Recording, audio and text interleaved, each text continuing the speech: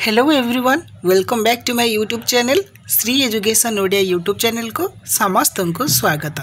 तेबे आमे गत वीडियो गुड़िक आलोचना करथिले Odiyar CPT exam, CUET exam, UGC net exam एवं एसएसबी एग्जाम पाई जो सब संभाव्य एमसीक्यू टाइप रो क्वेश्चन सब कौन पड़ी पारे एवं आमर जो सबुज साहित्य एवं रही आमर प्रगतिवादी साहित्य किछि किछि संक्षिप्त उत्तरमूलक प्रश्न बा एमसीक्यू टाइप प्रश्न गुड़िक आम आलोचना करथिले एवं तार उत्तर मध्य जानिथिले। तबे से पूर्व वीडियो गुड़िक तो आलोचना हो सारी। वर्तमान ये वीडियो रे आम आलोचना करिबा कि प्रगतिवादी साहित्य आउ जो अवशिष्टांश बळी जाइथिला ताकू आम देखिबा एवं गुरुत्वपूर्ण प्रश्न गुड़िक सहित आलोचना करबा सहित तार उत्तर गुड़िक मध्य जानि रखिबा, जहा फल कि आपण मानको एग्जाम रे माने बहुत सहाय्य हेइ परिबो। तेबे चलतु डेरी नक भिडियो को आरंभ करवा। मानसिंह रचित सनेट धर्मी कविता संकलनर नाम कौन? मानसिंह रचित सनेट धर्मी कविता संकलनर नाम हेउची क्रूस।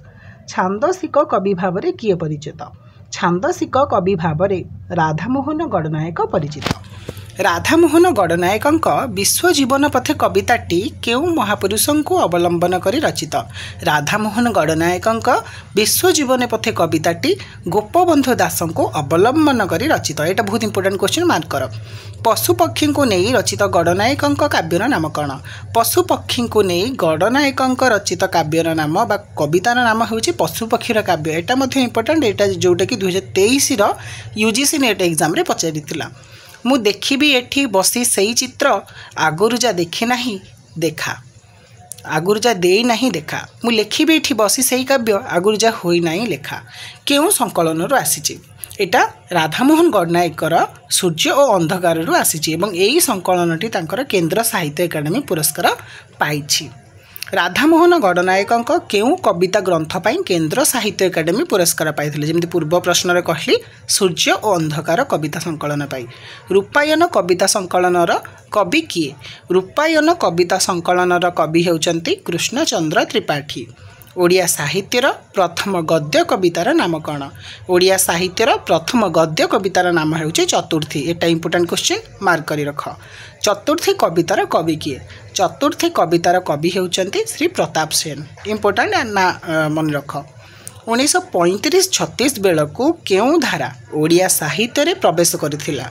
1935-36 बेलू ओडिया साहित्य रे प्रगतिवादी धारा प्रवेश करथिला।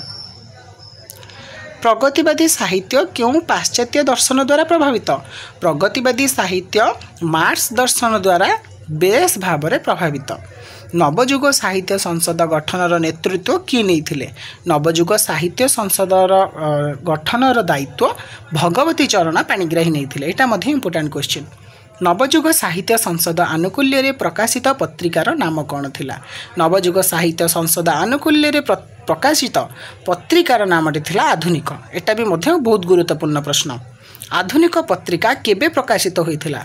आधुनिक पत्रिका 1936 मसीहा मे मासरे प्रकाशित होइथिला। गडजात लोकंक मध्यरे नवजागरणर सूत्रपात पाई केउ पत्रिका प्रकाश पाइथिला? गडजात लोकंक मध्यरे नवजागरण सूत्र पाई कृषक पत्रिका प्रकाशित होइथिला। घिनुआ केउ गल्पर चरित्र? घिनुआ हेउछि शिकार गल्पर चरित्र एवं जार लेखक होउछंती भगवती चरण पाणिग्राही। बहुत इंपोर्टेंट प्रश्न। अर्थ और परमार्थर लेखक किए? अर्थ और परमार्थर लेखक मध्य भगवती चरण पाणिग्राही। एटा मध्य मार्क करी रख। निखिल भारतीय लेखक संघ केबे गठित होइथिला? निखिल भारतीय लेखक संघ तमर 10 एप्रिल 1936 मसीह गठित होइथिला। निखिल भारतीय लेखक संघर प्रथम अधिवेशन केउठारे होइथिला? निखिल भारतीय लेखक संघर प्रथम अधिवेशन लखनऊ ठारे हेइथिला। पांचजन्य कविता ग्रंथटी कहार? पांचजन्य कविता ग्रंथटी नित्यानंद महापात्रंकर। एटा मध्य इंपोर्टेंट प्रश्न। तर्पण करे आजी कवितार लेखक किए? तर्पण करे आजी कवितार लेखक हेउचंती अनंत पट्टनायक। एई प्रश्नटी बारंबार यूजीसी नेट क्वेश्चन हो बा सीपीटी रे रिपीट होउची। आंसर सॉरी कटि जाइथिला। तेबे आउ थरे आसी हम प्रश्न मान को सच्चिदानंद राउतराय प्रथम कविता संकलन नाम कौन एटा इम्पोर्टाट पाथेय कविता संकलन हूँ सच्चि राउतराय प्रथम कविता संकलन 1931 मसीह प्रकाशित। पूर्णिमा गीतिनाट्यर स्रष्टा किए? पूर्णिमा गीतिनाट्यर स्रष्टा होउचंती सच्चिदानंद राउतराय। एटा मध्य इम्पोर्टाट क्वेश्चन। सच्चिदानंद राउतराय रचित एकमात्र एकांकिकार नाम कौन? सच्चिदानंद राउतराय रचित एकमात्र एकांकिकार नाम हूँ काक और कुकुट। एटा मध्य गुरुत्वपूर्ण प्रश्न। छोट मोर गाँटी कविता केउं संकलन रे रही? छोट मोर गाँटी कविता पल्लीश्री कविता संकलन रे रही। धर्मर मद खुआई करिच भाई मनीष जात को चिरदिन मजगुल अफिम निशारे खोली से नपारे आखि तमे शोषतार बुकुर जीवन फूल। केउं कवितार अंश? यह हेउचे सर्वनाश रे पथे जार कवि होउचंती सच्चि राउतरायर अंश। सच्चि राउतराय केउं कवि मानकु पलायनपंथी और पद्मभोग बोली कहिसंती? गुरुत्वपूर्ण प्रश्न जार उत्तर होउची सबुज पंथी कवि मानकु। बाजी राउत काव्य केबे प्रकाशित होइथिला? बाजी राउत काव्य 1941 मसीह प्रकाशित होइथिला। सच्चि राउतराय काहाको कोटी कंकाल भग्न बुकुर स्तूप बोली कहिसंती? सच्चि राउतराय कोटी कंकाल भग्न बुकुर स्तूप बोली कोणार्क को कहिसंती। प्रतिमा नायक कविताटी क्यों ग्रंथरु आनीत? प्रतिमा नायक कविताटी तुम पांडुलिपि ग्रंथरु आनीत। यही क्वेश्चनटा मध्य बारंबार सीपीटी रे रिपीट होउछि। माटिया बरुजुर जह्नरे सच्चि राउतराय केउं दृष्टिभंगी प्रतिफलित? माटिया बरुजु जह्नरे सच्चि राउतराय रोमांटिक वास्तववादी दृष्टिभंगी प्रतिफलित। यही प्रश्न मध्य यूजीसी नेट रे पड़ुछि। सच्चि राउतराय कविता को किए घड़घड़ी कविता बोली कहिसंती? सच्चि राउतराय कविता को गोपीनाथ महांती घड़घड़ी कविता बोली कहिसंती। एटा मध्य बहुत इंपोर्टेंट प्रश्न, मार्क करि रख। तुमे मोर छपा बही जेतेबेले छुआ नुआ मनीषर छाती एई पृथ्वीर सब मनीष जाति तार प्रतिटी खबर रूप पाए कवितार मोर। यह क्यों कवितार उद्धृत? यह राजजेमा कवितार उद्धृत एवं जार लेखक होउचंती सच्चिदानंद राउतराय। एटा मध्य इंपोर्टेंट प्रश्न। नवीन जुगर तरुण जागरे जागबंधन हरा उद्बोधनी गीतिटीर कवि किए? यार कवि होउचंती अनंत पट्टनायक। मृत्युर जले पहरी पहरी तोले जे तोलागी रक्त कई यह क्यों कवितार आनीत? यह अनंत पट्टनायकंकर झर रे रुधिर झर कवितार आनीत। अनंत पट्टनायकंक क्यों छद्म नाम किछि कविता लिखिछंती? अनंत पट्टनायक अतनु छद्म नाम किछि कविता लिखिछंती। इंपोर्टेंट प्रश्न। 1939 रे प्रकाशित रक्तशिखा कविता ग्रंथ केउं दुई कविंक स्वाक्षर बहन करे?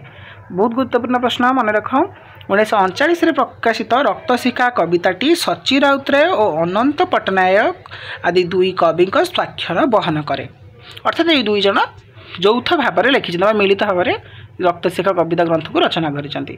कह कह केउं जाति पाइछि मुकुति करी हारी हुरी गुहारी यह केउं कवि का रचना? यह होउछि जातीय कवि बांछानिधि रचना। कारखाना खलाबाड़ी खादान बागान रे एक हुआ तू भारत जनता संग्राम मैदान रे यह केउं कविंक कवितार उद्धृत? यह मनमोहन मिश्रंक कवितार उद्धृत। मनमोहन मिश्रंक प्रथम कविता संकलन नाम कौन? इंपोर्टेंट प्रश्न। मनमोहन मिश्रंक प्रथम कविता संकलन नाम होउछि कोटी कंठे। कवि रघुनाथ दास केउं छद्म नाम झंकार रे नियमित कविता लिखुथिले? कवि रघुनाथ दास श्री जटायु छद्म नाम झंकार रे नियमित कविता लिखुथिले। एइटा मध्य अति गुरुत्वपूर्ण प्रश्न अटे। अगस्ट 15 अन्यान्य कविता ग्रंथर कवि किए? अगस्ट 15 और अन्यान्य कविता ग्रंथर कवि हेउचंती कवि रघुनाथ दास। जंगली गल्पर लेखक किए? इंपोर्टेंट प्रश्न। जंगली गल्पर लेखक हेउचंती भगवती चरण पाणिग्राही। तेबे एई सबु थिला सत्यवादी सबुज एवं प्रगतिवादी साहित्यर जी सबू आमर संभाव्य संक्षिप्त प्रश्न एवं उत्तर जहाँ आम आलोचना कले। जदि भिडियोटी आपण मानक पसंद आसूची एवं एठी आलोचित होता प्रश्न गुड़िक किसी आपण को साहाय्य सहायक हो पारुछई तेबे वीडियो को लाइक कर दियंतु, सांग मानक सहित शेयर कर दियंतु, कारण पाठ बांटिले ही बढ़े जहाँफल से मैंने प्रश्न सहित बहुत भल भाव में कौन जड़ित हो पारे जानीपारे एग्जाम रे बहुत हेल्प हो पार। जदि आपण को भिडियोटी सतरे किसी उपकार कराऊँगी तेबे आम चैनल सहित बजाय रही था, चैनल को भल पाइबा से मात्रा दे रखु था। तेबे देखा आउ गोटे नुआ वीडियो रे सेतेबेले आम आलोचना करबा स्वाधीनोत्तर ओडिया साहित्यर किसी संक्षिप्त प्रश्नावली। से पर्यंत आम सहित बजाय रही था। रहिली। जय जगन्नाथ, वंदे उत्कल जननी।